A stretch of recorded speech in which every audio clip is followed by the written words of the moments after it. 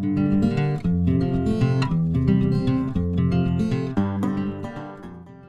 Mohawk. On this episode of MoCast, we meet up with a health, wellness, and fitness student who's doing a pretty cool co-op down at McMaster University. We join the Breakfast of Champions for our medal-winning varsity athletes, and then we take a road trip to a year-end production put together by our media students. We're here at MacWheelers, which is at McMaster University. It's also where one of our students is doing their co-op placement. And joining us, Julian Baer. Julian, how are you? Good, thanks. All right, so what are you doing here at MacWheelers? I'm leading fitness classes every day, Monday through Thursday. They're generally about 20 minutes long. Generally, we have about 8 people taking part in them, and everyone has a variety of disabilities, so it makes it interesting for me to accommodate them. Yeah. Now, do you go easy on them, or do you put them through their paces? I put them through their paces, yeah, I work them hard. I like to push them to their limit, see what they can do. Unless you try something, you won't ever know if you can do it. So what program are you in at Mohawk College? Health, wellness, and fitness. I'm finished my 3rd semester. So you're coming here 4 times a week. What do you enjoy most about helping out at MacWheelers?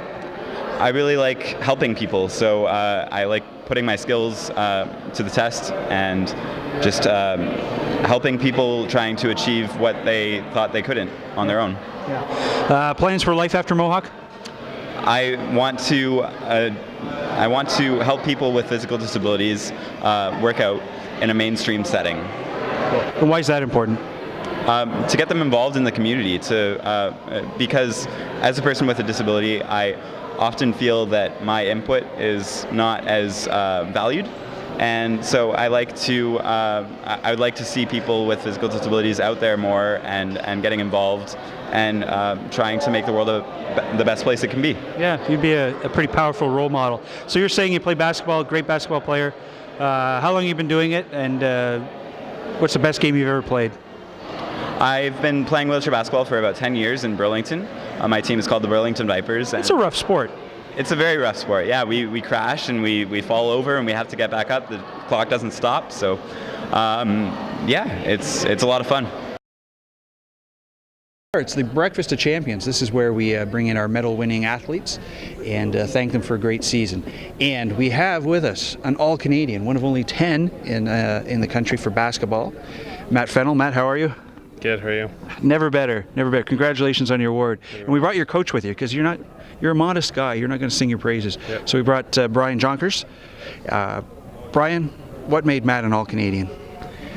Many factors, but probably his strongest quality is his ability to score. He averaged 25 points a game this year, which is, that's extremely high for our league. In the 9 years I've been here, the next highest scoring average I've ever had was 21. So Matt's 25 is pretty special.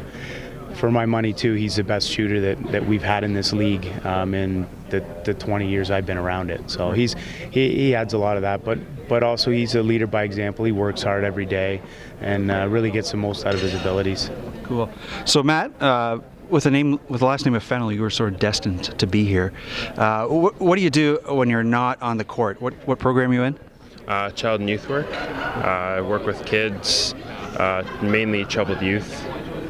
Just try to get them on the right path. Oh, are you back next year? Yes, I got 1 more year left. Okay, because we host the national championships. Are you up for that?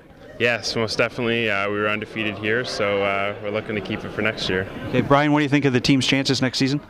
Well, we potentially return everybody except for Alex Reese, and we've got some exciting people coming in. So we were ranked in the top 10 of Canada the entire year, and next year we expect to be even better. So, like Matt said, we were undefeated here in the D-Bark last year, and next year playing at home for the national championships, I think we've got a really good chance.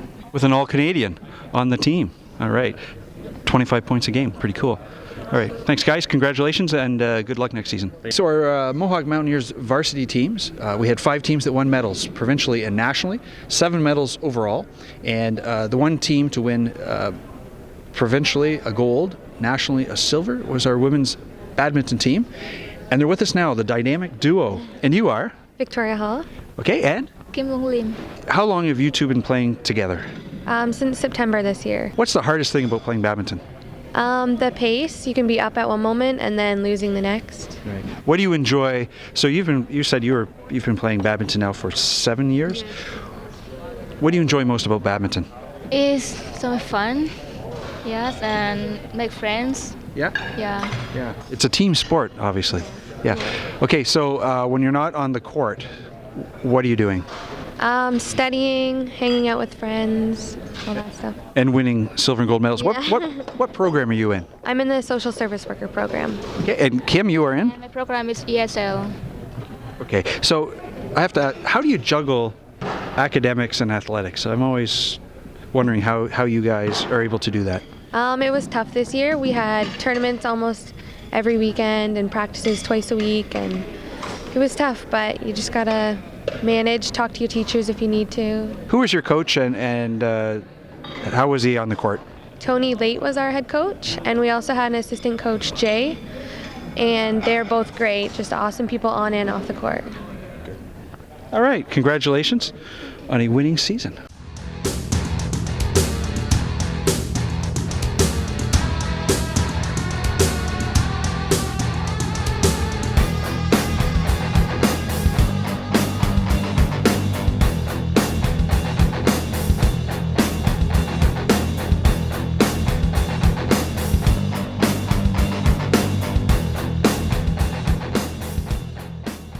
Year's coming to a close here at Mohawk College, and our media students are getting ready to put on their annual showcase. To tell us more about that, we are joined by Prof. Tracy Kaddish. Tracy, how are you? I'm doing great, Jay. Thanks. You are into the home stretch. I am. It's a big week here in the television department as we're putting on our final showcase. Right. So, how many students are involved in the showcase?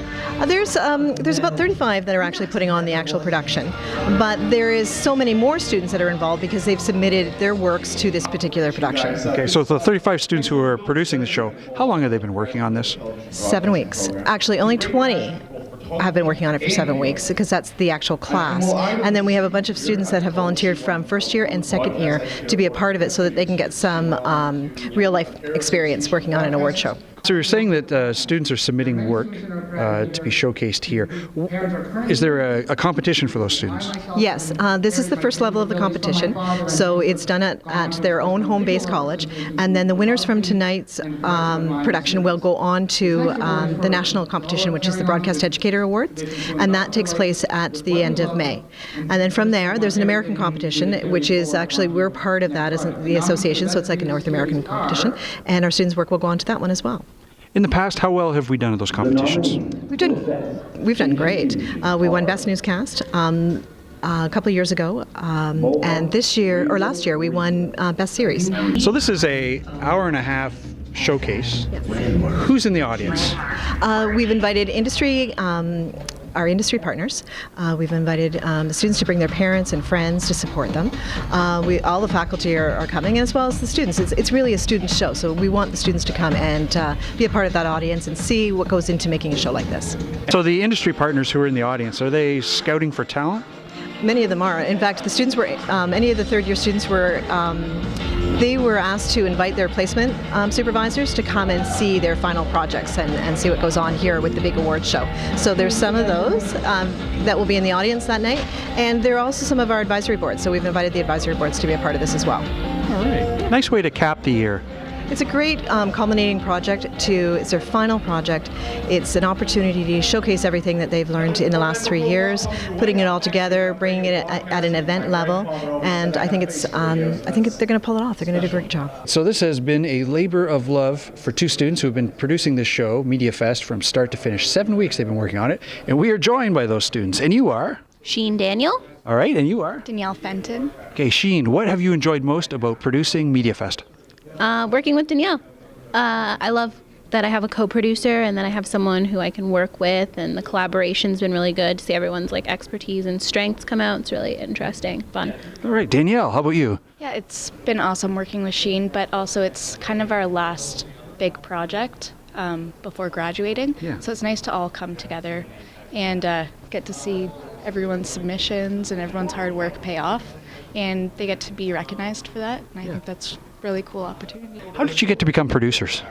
Did you volunteer or were you conscripted? Yeah, we volunteered. We just thought it'd be an awesome thing to end the year with. So you've been working on this for 7 weeks, but before that you had placements. Where did you do your placement? I did my placement at Lively Media, and they do like small productions for like Canadian television, mostly for places like the Food Network, and I got to see like a lot of pitches go on and like a lot of script writing, and I did a lot of like research work. It was really fun. It was cool. Danielle, where'd you go? I was at the Marilyn Dennis show at CTV, so it was really fun. Just doing the live shows every day, doing research, audience coordinating. It's a really cool opportunity.